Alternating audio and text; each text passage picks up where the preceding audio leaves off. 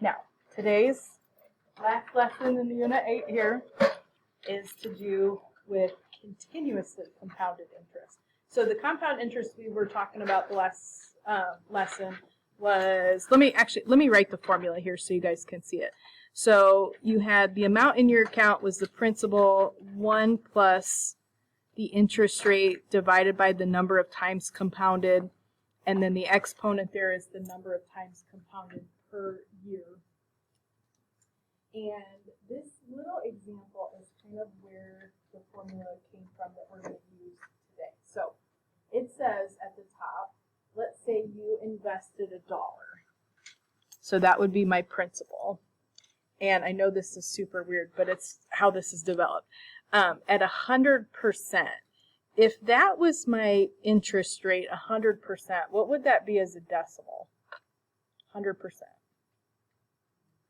1. I know this is super weird, but it's 1. Okay, now compounded annually for a year, how much would be in your account? Now, I've already calculated that right here for you guys so you can see it. So if I plug that in, I'm going to put in $1. 1 is part of that formula. My interest rate is also 1 in this example because it's at 100%, and number of times compounded annually would be once a year. So wherever I have the N here, I'm putting in a 1. I just did all the work here for you guys in this little example. So if I did that at the end of 1 year, what would you have? And that would be $2. Okay, now right next to this, I did the exact same thing, but I just changed it up and I said, okay, what if the number of times I compounded was 2? So the same formula, just changed it up to be twice a year to show you the difference. So we would get a little bit more interest if we did that. And it would be $2.25 if I compounded semi-annually twice a year.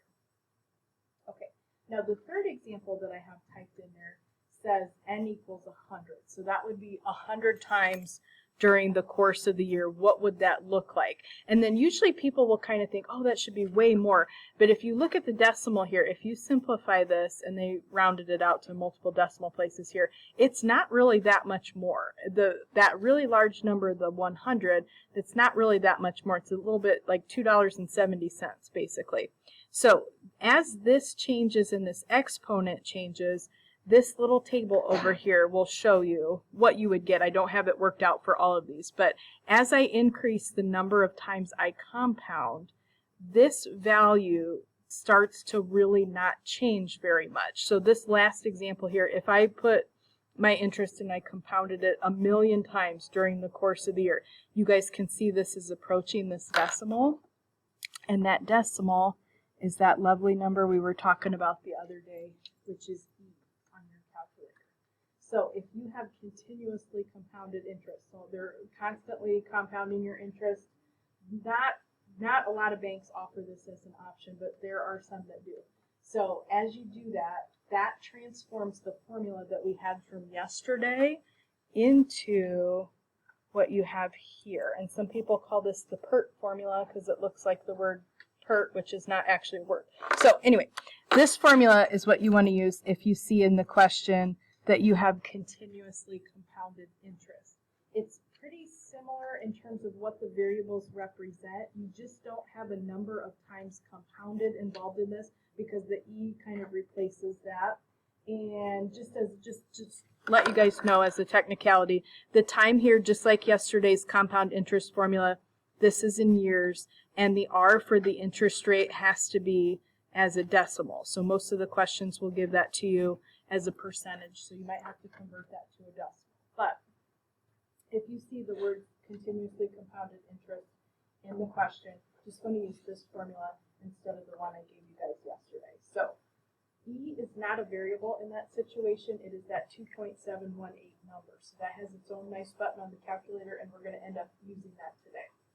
What I have is I just have one example of each possible thing you could run into for solving for one of the variables in that formula. So we could either need to find the principal, the amount in the account, the interest rate, or the time. Those are the only 4 possible things. So I've got 4 examples, kind of one at each today.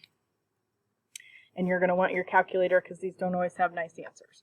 Okay, now this says you invest $3,000, that's your principal, interest rate 4.5%, so I'm going to convert that to a decimal real quick. Just divide by 100 or scoot your decimal place over 2 spots to the left. And whenever I see compounded continuously, I immediately know I don't want to use the compound interest formula we used yesterday. Continuously is going to be this Pert formula that you guys see right above here on the page. And then 10 years is going to be the time. How much will be in your account? So I don't know the amount that's going to be in the account. That's what we're going to solve for here. So as I set this up, I'm going to invest $3,000. Since it's compounded continuously, we're going to use E right there. It's not a variable. It's just that 2.718 decimal. And then your exponent with the E is going to be a product. So if you've got an 83, you might need to put parentheses around this. The exponent should be your interest rate, 0.045. We're not adding one to that or anything. It is just straight up the rate.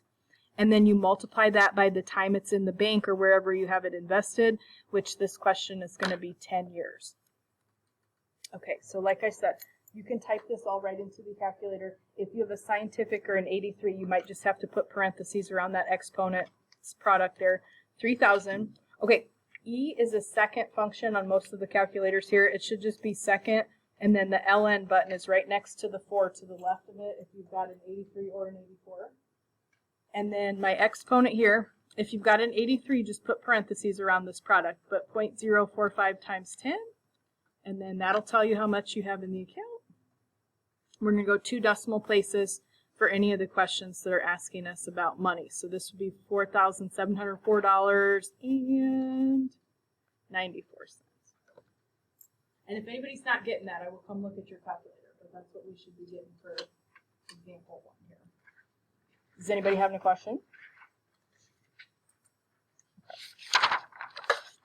Okay. The next one, we're going to find the principal. So each one of these is for a different variable. It says your account has a balance of $888.84. That is the amount that's in the account. If the account had an interest rate 8%, let's just convert that to a decimal real quick. So 8% would be 0.08. And then it says compounded, not monthly, weekly, daily. It says compounded continuously. That allows me to know I want to use the formula for continuously compounded interest, which is the Pert formula over 6 years. How much did you invest? So I don't know the principal here. I'm just going to rewrite the formula on this side so you guys can see it because it's not typed on this page. But I'm going to take the amount that I have in my lovely account, the $888.84. Don't know the principal, so that's going to be our variable here. E is not a variable. It is a number. It's 2.718, blah, blah, blah, has its own special button on the calculator that we're going to use here. And then the interest rate, not adding one or anything like that, just straight up the interest rate, 0.08 multiplied by the time, which it tells you this is in the bank for 6 years. In this question, you are trying to solve for the principal. So this E to this 0.08 times 6 power, that's just some number. So all you're going to do on your calculator is you're going to divide by E to that 0.08 times 6 power. If you guys do have an 83 or a scientific, you might just need to put parentheses around the 0.08 times 6. But otherwise, we should be able to just type this right in. So 888.84 divide by, hit second natural log button to get the E. And then 83 or scientific, just put parentheses around this. If you got an 84, just type it right in, 0.08 times 6. And then that should give you your principal.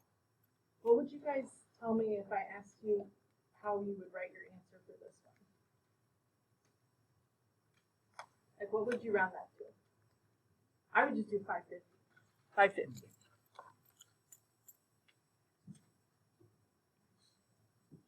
Anybody have any question? Okay. Now, the last two are going to be similar. The last two, if you find the time or if you find the interest rate, both of those are in the exponent. So both of these will be exponential equations for these last two questions. So it'll be a little bit different what you got to do on your calculator. So this says you have $1,275.48. That's the amount in the account. You originally invested $700. That's going to be your principal. And your interest rate is 5%, so 0.05. compounded continuously tells me I want to use this Pert formula we talked about today. How long was the money in the bank? So I don't know the time here. So I'm going to set this up. I have $1275.48 in the account. We invested $700. E, because I've got continuously compounded interest, not like monthly, weekly for the other formula, but continuously. My interest rate is 5%, so 0.05, and then time is what we're going to solve for here. Okay. Now, we have an exponential equation here because where my variable is at is in an exponent. So I want to isolate whatever I'm being taken to that power. So I want to get e to that 0.05t by itself. First thing you want to do here, and this is not a nice value, I want to take what I have in the account and divide that by the principal. So I'm going to divide both sides by 700 here to start this out. Now, if you do this on your calculator, it's not a nice number, and I don't want to round multiple times. So I would leave it right like that.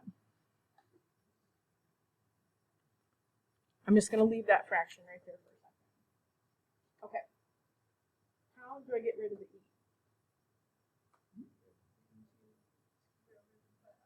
Yes, yes. Okay, if you're getting rid of an e, the ln cancels it out. So swing this. This is the base of my exponent. Swing this to the other side. You're taking this from an exponential, converting it to a log. This would just turn into natural log. Now, if you're like, what the heck? Remember, that would be a log base e, which is its own special key on the calculator, which is the natural log. That's an ln.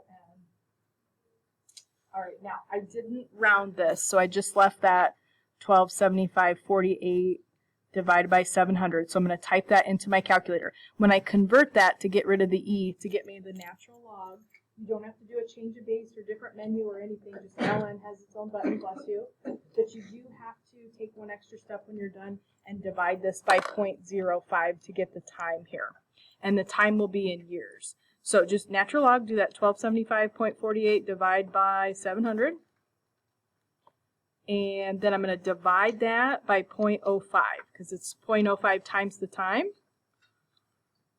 How many years would you tell me that it's going to be? 12 years there. Some of these seem like they have really weird numbers, but it's because I tried to make the answer a nice answer. Okay.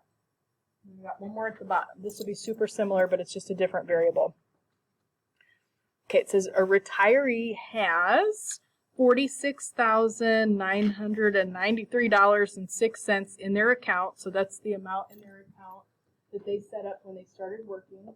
And the person initially invested $1,000. So the initial investment, the $1,000, is going to be the principal there. And it said the money was left in the account for 35 years. That'll be the time. Compounded continuously, so not monthly, weekly, whatever. We got to use the Pert formula for this. And we're going to find the interest rate here. All right, so I'm just going to set it up. We got $46,993.06 in this account.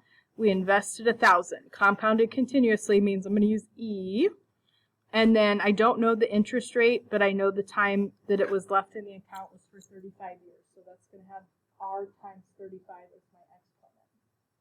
Now, you are trying to get a variable that's in an exponent. So this is an exponential equation, so we got to use a log to do it. If e is the base, we're just going to use a natural log. But I got to isolate that first. So what I want to do here, just take whatever your amount in your account is, divide it by the principal. It's not going to be a nice number here, so I'm going to leave that alone. Okay, so just leave that alone. This would be e to the, maybe we would put the 35 in front of the rate. Okay, all you got to do, we're going to get rid of e by using a natural log. Those are inverses of each other, so it's going to cancel it out. So just swing this e to the other side. In your calculator, just do natural log of that $46,993.06 divided by 1,000, which was your principal. That brings your exponent down on the level with the rest of the equation, so then we can just divide by 35 once we get this natural log done. And now remember, this will be the interest rate as a decimal, so don't think you're doing something wrong if you get a decimal. So typing that in, I'm going to divide that by 35, I think I typed something wrong. Oh, I did. I don't know why I just did that. I divided it by 700 from the previous example on accident. Sorry. I'm going to divide that by 35.